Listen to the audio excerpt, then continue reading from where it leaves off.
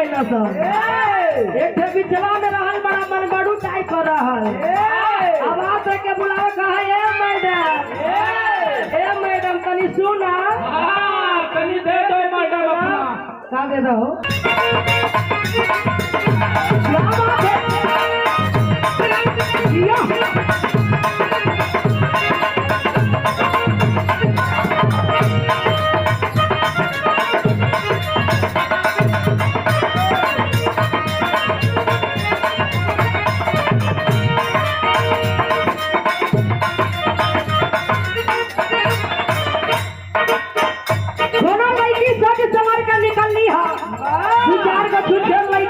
पड़ गई ना सब।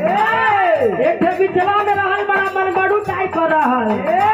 आवाज दे के बुलावे कहा ए मैडम तनी सुना। तनी दे दो मैडम अपना।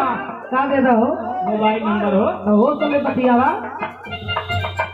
लड़की गुस्सियाई कहे वैसे कम गुस्सली दीदू ना है, लेकिन लड़की गुस्सियाई तो कहे का कहे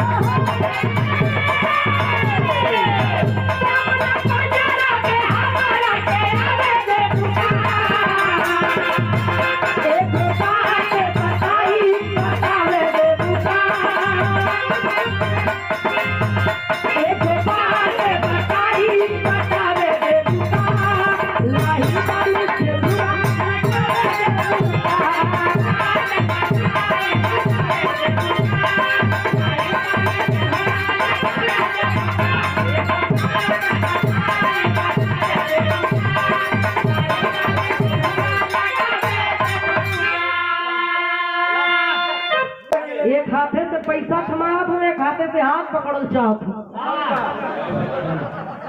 लपकावत था सही होगा। अच्छा ठाकुर चचा चाय वाले आपकी तरफ से 100 रुपए का पुरस्कार। बैठ जा, लेकिन ऐसा कुछ गहे जगह केहू के ऊपर मत बैठ जा। नहीं बैठ जा, बढ़िया। लेकिन इतने ना